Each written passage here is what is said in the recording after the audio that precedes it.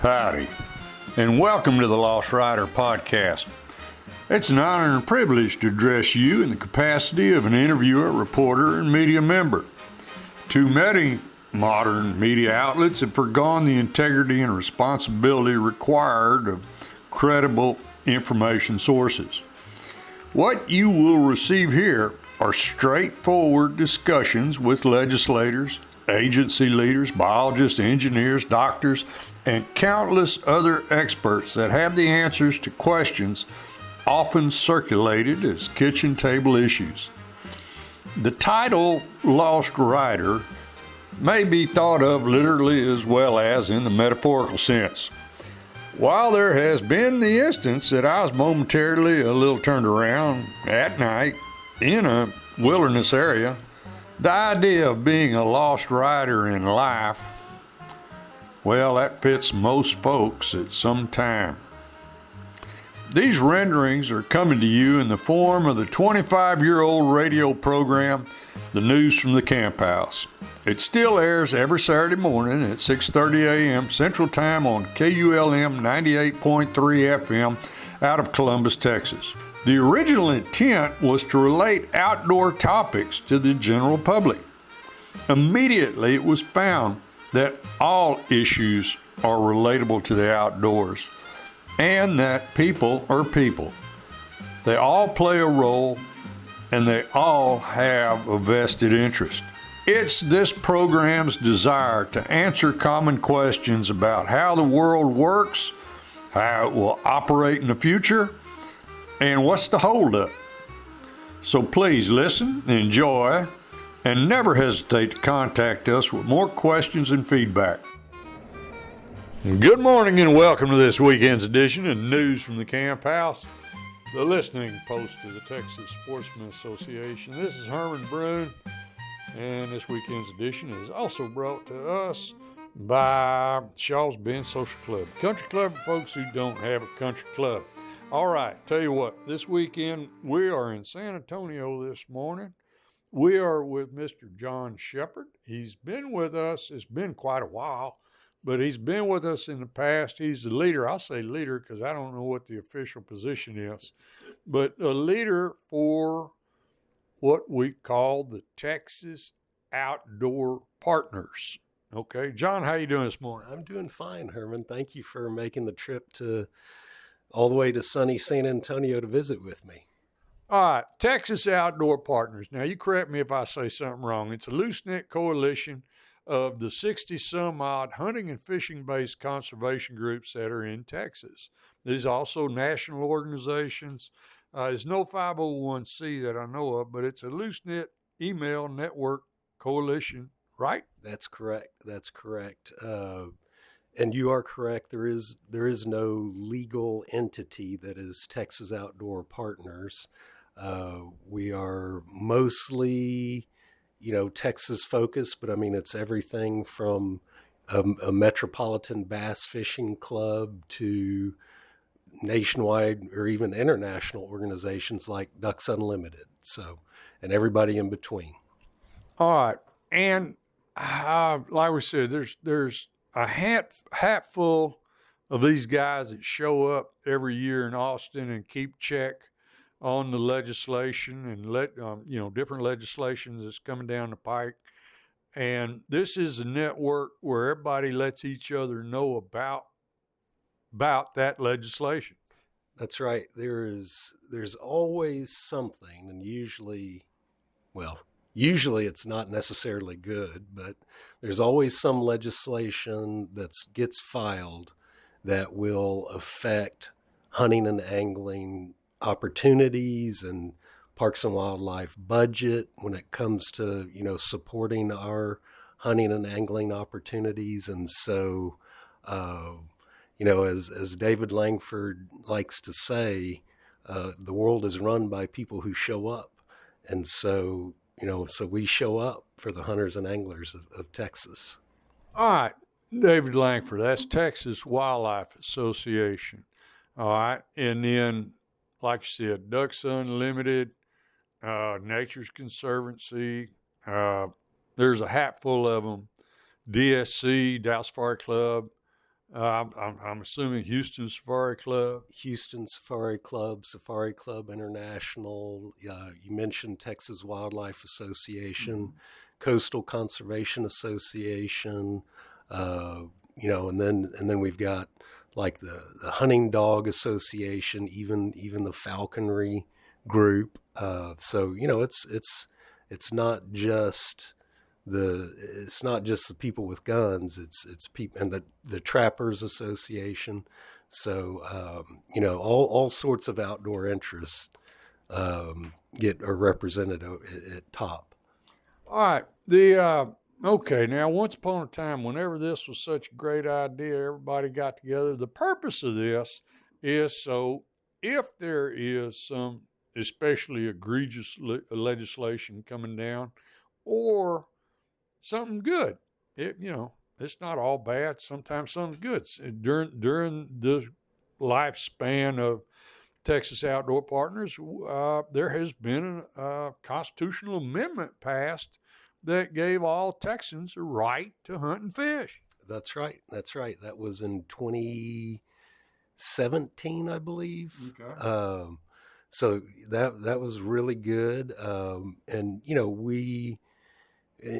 There's things like that came up this session, the ability to hunt aoudad from a helicopter, because they're just a scourge on the landscape, as everyone knows. In previous sessions that we were allowed to hunt wild pigs from helicopters. So, it's things like that, these opportunities that are also, really important from a habitat and wildlife conservation perspective. So those are some of the good things. And then, you can even point to the constitutional amendment that increased funding for state parks, because we get to hunt and fish on about 60-70% of the state parks. And so, that's going to be more opportunities for us to enjoy the outdoors.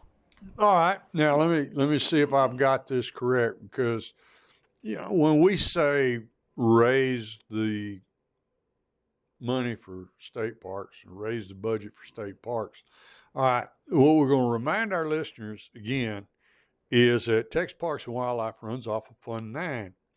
So everything, all the permits, all the Pittman Roberts money from the feds, all that stuff, everything feeds into Fund 9. But what was happening, now correct me if I say this wrong, but what was happening was, because we have a balanced budget amendment, they were withholding some of Parks and Wildlife's funding to balance the budget. In other words, it's not really cooking the books, but they're certainly fudging the numbers. And this, what you're talking about, this amendment, was something Lois Caucus brought along that said you got to quit holding back on the money that belongs to Parks and Wildlife. Isn't that correct? Right. So there are a couple of different buckets. So state parks is one division that is actually not funded through Fund 9. Okay. So Fund 9, we also call it the Game, Fish, and Water Safety Account. So when you buy a hunting license, when you buy a fishing license, when you register your boat, those are three of the primary sources of money that flow into that Fund 9 bucket. Okay. And historically, the legislature has only appropriated about 60% of that Fund 9 dollars on any given budget cycle. Mm-hmm. This year, they actually did a pretty good job. I think it was closer to 90%. Mm-hmm. But, in our viewpoint, if we're going to buy a hunting or fishing license, we want that money to be put to work. That's our expectation, is that we want it to be put to work in the field to help increase opportunities, to help our game wardens do their jobs. That Fund 9 funds coastal fisheries, inland fisheries, the wildlife division, and the law enforcement division. So, really some of the core functions of the Parks and Wildlife Department. All right. Okay. What happened? Where'd the parks money come from then?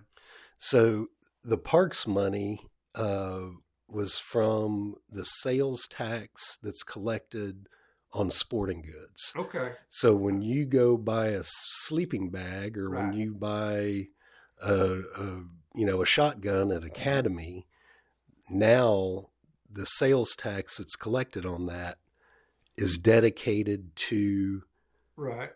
our state park system. Is that the Dingle Johnson? Dingle Johnson actually comes through Fund 9. So it's maybe I used a bad example throwing a gun in there for the state parks, but it is true. So, if you buy a fishing pole or a sleeping bag at Academy, and now of course we're getting into Dingle Johnson, because that's part of that. And when we say Dingle Johnson, we're talking about federal money. Yes, sir. That's right. So the Pittman Robertson and Dingle Johnson are the federal programs. And we'll be right back. Thank goodness for all the great sponsors we have here at News from the Camp House. H-E-B Food Stores. That's Stephen Tice at H-E-B. He helps me. He helps the community. He's a great man. I'm so thankful H-E-B loosened him up, lets him go around and sponsor a few things. H-E-B's got all your food needs. It's the greatest food store we got here in Columbus. Thank goodness for H-E-B. First State Bank. You go over to the First State Bank, they'll take care of all your loans, all your deposits, your savings, anything you need. Bunch of great hometown people over there. You got Celia Tobias, John Pollock. Everybody over there is looking out for you. Miss Barbara Barta. It's a great bunch of folks at the First State Bank is also sponsoring News from the Camp House. First State Bank takes care of all my business. Baumgart Agency, Susan Baumgart at the Baumgart Agencies, her and Germania. She told me to plug Germania. Germania is an insurance that she likes everybody to know about. The Baumgart Agencies. Miss Susan and I are classmates, been classmates. She got me out of high school, sat right beside her, put us in alphabetical order where I could copy. And Susan Baumgart over at the Baumgart Agency, taking care of all your insurance needs. Lyco Realty, one of the original sponsors of News from the Camp House. Lyco Realty, the oldest real estate company in the county, and for the last 3 years voted the favorite realtor in the county. Lyco Realty, that's Miss Kimberly Johnson. That's Crockett's granddaughter. More kinfolks and classmates and great people from Colorado County. People from Colorado County helping people from Colorado County. That's great. Oh, thank goodness for all these wonderful people come to me want to be sponsors for News from the Camp House. Good morning and welcome to the second half of this week's News from the Camp House. And I'll tell you what, we're here this morning. We're in San Antonio. We're with Mr. John Shepard. What is your real position with Texas Outdoor Partners? I said the leader, but and then being a loose-knit network. Yeah.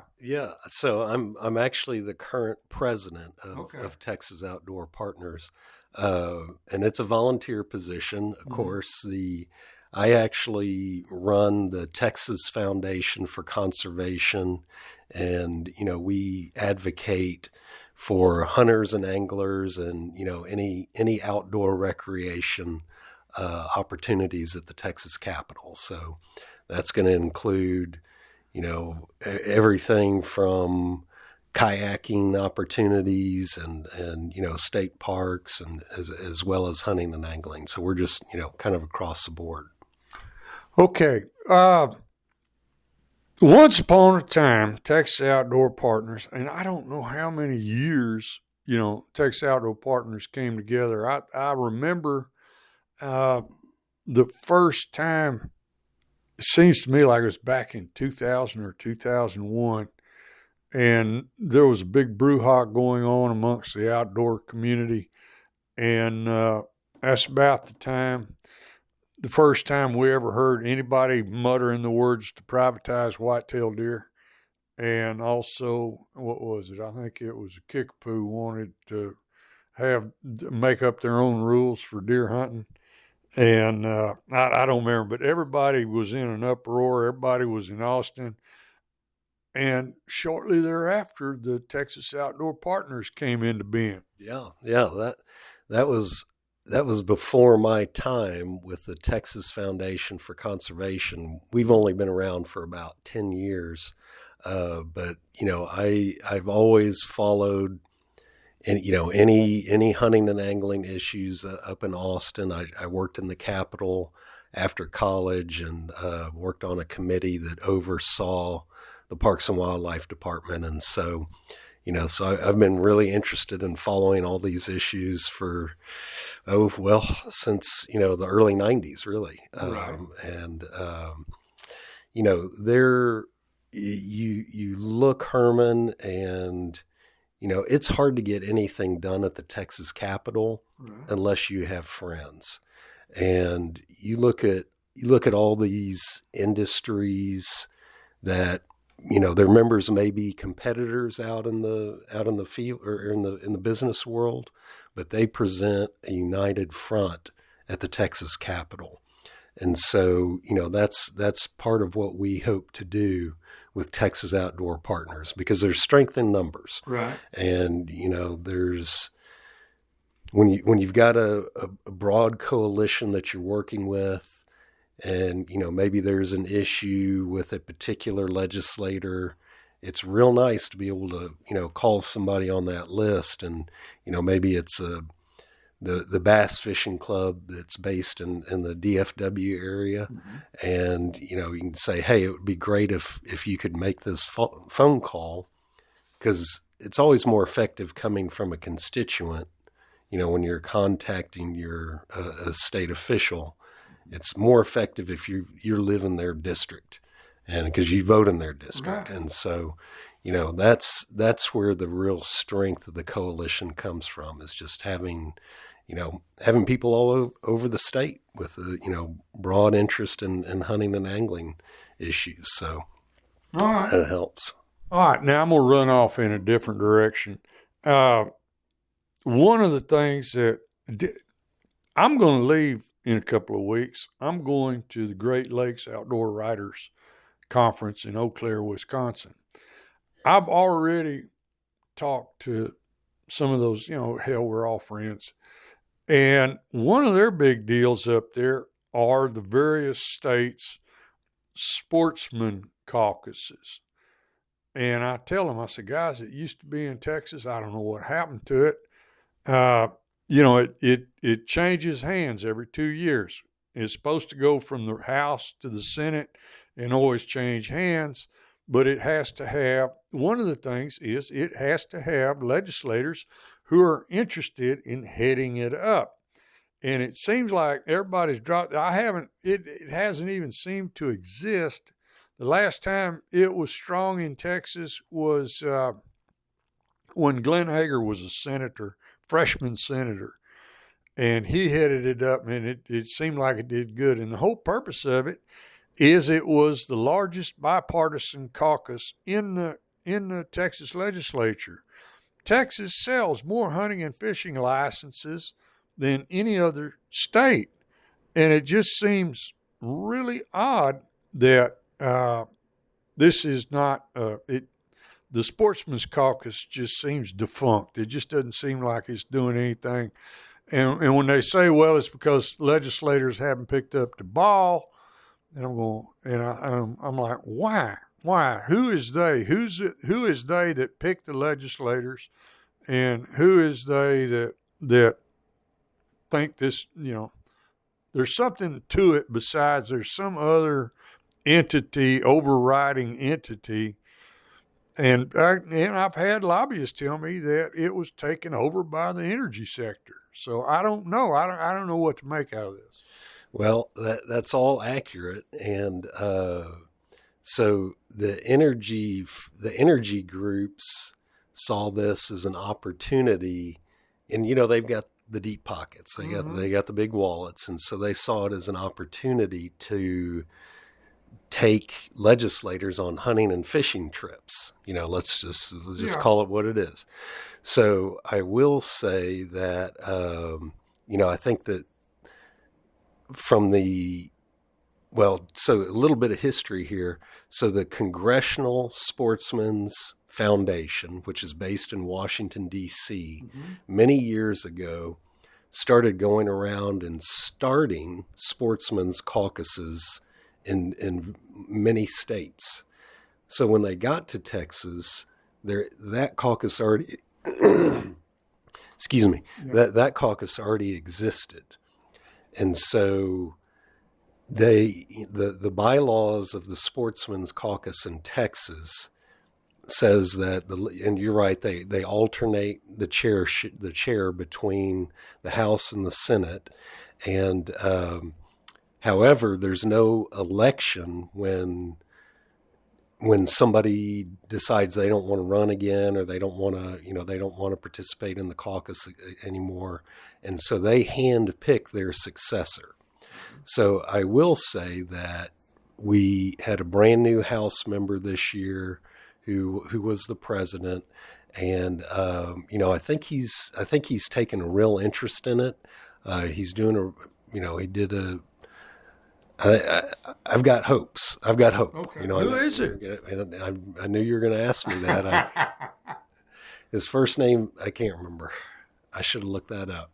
Okay, all right. Well, and I should tell my listeners, the purpose of this is it's a bipartisan caucus, but everybody in Texas loves the outdoors. And I don't know, you may find some inner city representatives and senators that don't know, come here from Sycamore and have enough sense to love the outdoors.